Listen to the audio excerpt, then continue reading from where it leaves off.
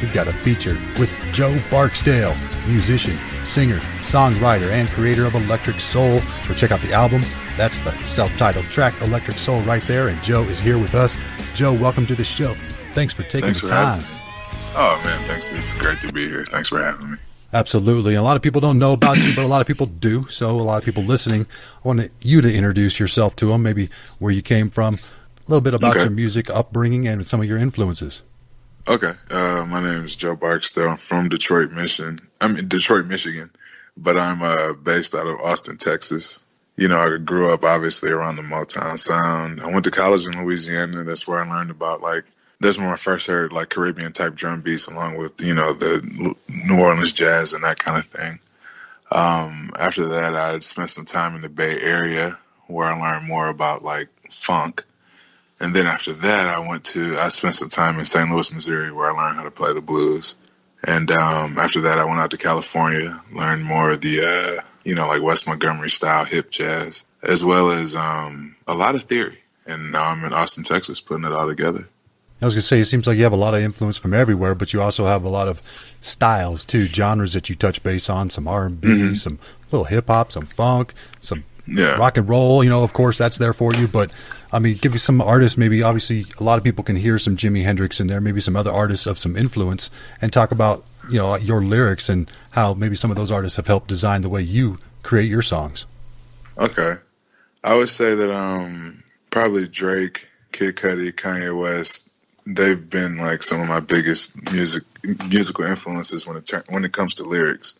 A lot of their songs, are really good, but when you actually dive deep into them, there's cathartic properties about them, kind of getting those things out and helping you process different events in your life. And I find that those are the songs that people relate to the most because, we're all going through something or, whatever the issue is, there's nothing new under the sun. So, a good group of people could relate. That's just statistics. I would say from the sound of the music standpoint, Jimi Hendrix, Duane Allman are definitely really high up there. I would also say bands like Queen and the Beatles as well. Then of course people like Metro Boomin, Zaytoven when it comes to the beats, especially drum beats that I'm experimenting with now, but just, my love for the low end and being able to work with it that way. Well, and then also having those influences too, again, you can put the guitar over some hip hop and make it sound smooth, and that wasn't something people were doing a while back. It was that's true. Didn't sound right, didn't seem right, but if you put it together right, it does sound right. A couple of tracks you've created. Talk a little bit about maybe, Electric Soul was just created, and then the album before that, what was that? Moonbeams, Butterfly, Rainbows, and Moonbeams. Excuse me. And that is your first album. Talk a little bit about that experience in the first album, and kind of what helped you lead into that second album. Maybe some things you learned, or some things you kind of didn't want to do or waste time on. That the second album came out a little bit smoother and easier for you, if it did. Okay. Yeah, it definitely did. I would say. The first album was obviously a great experience for me, and it was less than a music degree from a college. So for that, I'm thankful. I learned a lot when it comes to studio work. I learned a lot when it comes to, being prepared for that studio work and what that means and what it's like to spend, 10, 12 hours in the studio at a time, how best to minimize wasted time in order to maximize the efficiency. And pretty much the goal from the first album was just to, establish myself as a musician so that I could start playing live. Playing live is, why I play music. And don't get me wrong, creating the studio and all that's really fun. But, when you do it live, it's always new. It's always different. So that was kind of the focus going into this, was kind of to show that I had the ability to play live, not just, doing super easy songs or songs that, weren't as complex, Well, and during live shows, anything can go wrong, stumbles, slips. You don't get that edit. You don't have a producer helping you out. You got to just keep on pressing through and forge forward and hope you don't make those mistakes in the future. But sometimes those are unavoidable. It could be a sound issue. It could be, something with your voice personally. It could be a lot of things around the room. Maybe a heckler, maybe somebody in the back, yelling at you, you suck, like things That's like true. that. It just play a big role, but also gives you a lot of confidence and also, feedback too of once you start, gelling with that crowd, that's a special moment. Talk about that a little bit and maybe some of your live performances that's happened in. Yeah, there's nothing like connecting with the crowd. I would say I did a show last year in San Diego, and we played, among other songs, the Journey to Nowhere song. I could tell that, the lyrics and those kind of things were really resonating with people, but it wasn't until the next song that came after it, the Is It Blue song, which is more of like a ballad. And that was like really my first time kind of like, watching people sway from side to side, to my music as opposed to other people's music in a movie or something like that. And that was pretty cool. And those are the kind of experiences that led to the Electric Soul album. Because like you said, when you got so many different influences and so forth coming from so many different places, you got to describe it. Otherwise, people are just going to drop it. Because, how many terrible bands have you heard say, well, I mean, it's kind of hard to put us in a genre, that kind of thing. Right. So, well, and that's what's good too, is that your music is unique, because you have those influences, you can see it, but you have a unique delivery, which makes you stand out as well, because you found your own sound, you found your own way, and you don't hear it everywhere. And I think your website says something about that too, like music you never heard of that now you're hearing or something. Music you've never heard before, but have always wanted to hear. Yeah, exactly. So talk a little bit about that, as far as, you branding yourself almost as a musician. Mm. That's pretty much where the Electric Soul project came from. Electric Soul is what I call my type of music, as opposed to trying to combine a bunch of different genres. And I would look at it as kind of like a world building for stuff that I'm doing in the future. And then that's something you got coming up. You said a project coming up later on next year, early next year? Yep, there'll be a release in Q1 of next year. And it'll be similar to Electric Soul. Like, it won't be some long thing. We're probably like 5 or 6 songs. Same thing, quality over quantity. Well, absolutely. And that's what it's all about these days, especially streaming. It's not necessarily all downloads these days. It's streaming. So, I mean, your album, you can stream over and over again and not really get sick of it. So I'm looking forward to more for you for sure. What we're going to do right now, Joe, is absolutely, we're going to play the song Dreams, which is from the album Electric Soul, one of my favorites as well. Maybe you can talk about that a little bit, maybe for a minute or so, and then I'll lead into it. If it goes 2 minutes, we'll wait till you're done, and then I'll play it for you, and then we'll come back and talk some more. Okay. Pretty much we were in the studio. Narda Michael Walden, by the way, produced this entire Electric Soul project. He was the drummer. I asked him, the keyboard player and the bass player who were there, if they knew a song called Dreams by the Allman Brothers. Everyone's like, no, not really. So I started to play it, just kind of to show them the chords and that kind of thing. And they all just kind of jumped in, and I didn't realize that, it was recording, but pretty much at the end, that unedited cut at the end of the album is that entire, session. We did it one time. It was unplanned. It wasn't even supposed to be on the project. So, but it's one of my favorite songs ever. And, I dig it. We're playing it right now. Joe Barksdale, Dreams. Enjoy. Hey everybody, it's your man DTong, 5-star seller right here on Fiverr.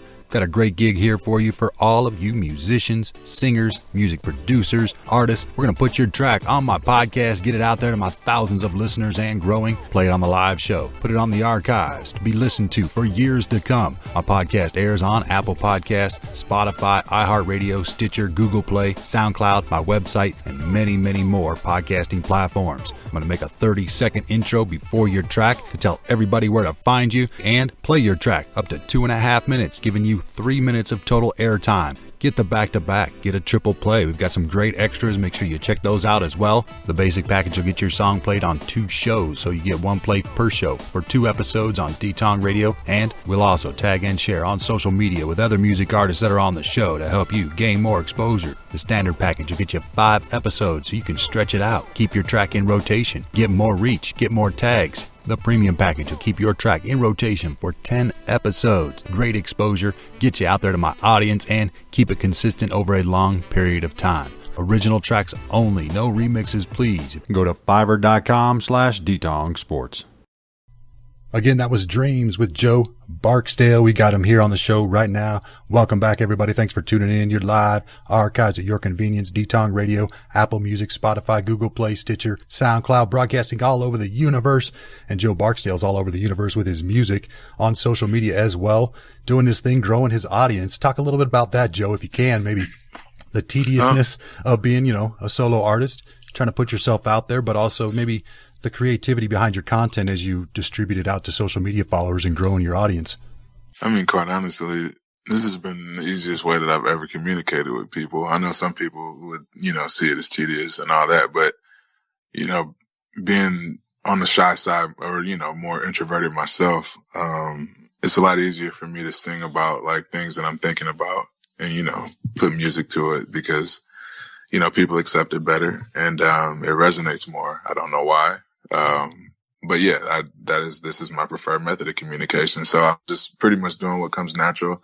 And I'm really happy that people are really receptive, especially to the new songs that I'm trying out. There's no band or anything behind them. It's just me and an acoustic, no, voice modulators or anything. So, the fact that people are liking the songs in such a raw form gives me, it makes me really happy. I'm glad to be doing stuff that people are digging. And that's really what it's all about too, is finding those people. Again, like you said, as an introvert, sometimes it's hard to go out and try to search for those people, your crowd or the people that respond to you best. But through social media and throughout the world, and that's the best part about social media these days, is that you can reach people not just around your town, not just around your city, your state, entire world is available to you. Especially if you got good music, it kind of resonates universally around the world. Music has that power, like art, that, people can listen to it in a different language that they might not understand, but something about the sound gets them and attracts them that they can all of a sudden become a fan. And you grow that audience, and that's what you got to do. But you got to stay consistent, and that. So as you're putting out these new albums and new songs, the feedback you get, a lot of it is from people from around the world or mostly local around the United States. What's your biggest fan base? Crazy. Recently, I would say it was probably between Sao Paulo, Brazil and London, England. When you're talking about people from around the world, those are the people that I hear from the most. Those are the people that reach out, that are from different countries. I can't tell you how many times I've used Google Translate in the last 2 weeks. But you got to figure it out and try to see what these people are saying, good things or bad things about you. Like, hey, wait a minute, I got to find out what that means before I give it a like. Yeah, I'll give it a like, and he said something bad about me. I try to do a good job of that.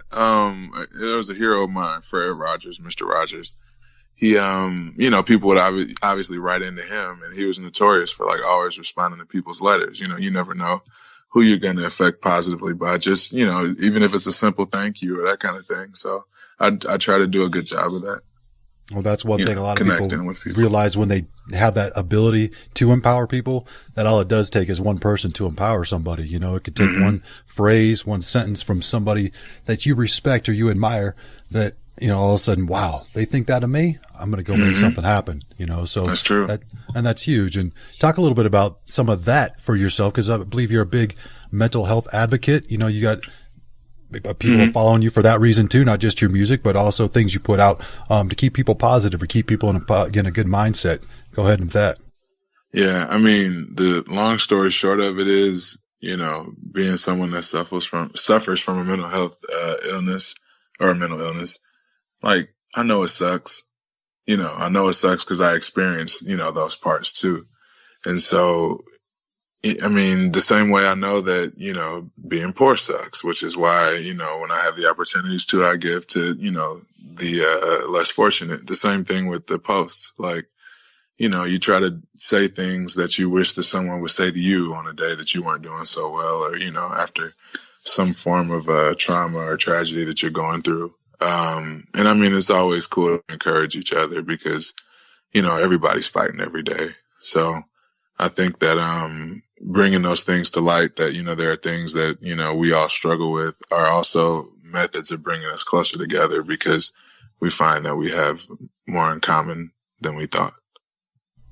And that's true too, is you don't realize it until people start speaking out, discussing and, opening up that there's a lot of people dealing with the same things you are. A lot of humans just like you know, in the same patterns of life and the same situations. And we don't realize it until we start reaching out and searching for those. So, you know, exactly. and that's a positive way to too. Express yourself too, you know, because you could put those lyrics in a song maybe to help somebody, you know, something positive that they hear that they're like, you know what, that's awesome. Appreciate it. I'm going to hear it again and again. And it's almost like an affirmation. You know, a lot of people say, you know, what you put in your ears is kind of what comes out in your life. And so you have a lot of positive lyrics and positive things to put out there to people as well.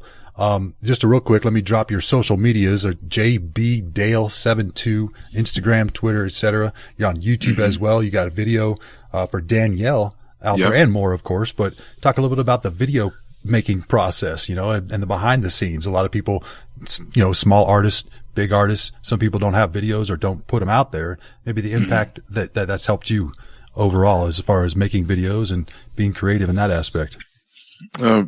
So pretty much for those who don't know, I used to be a professional athlete. I played in the NFL. And the woman that plays Danielle in the video, she was a friend that I met through work.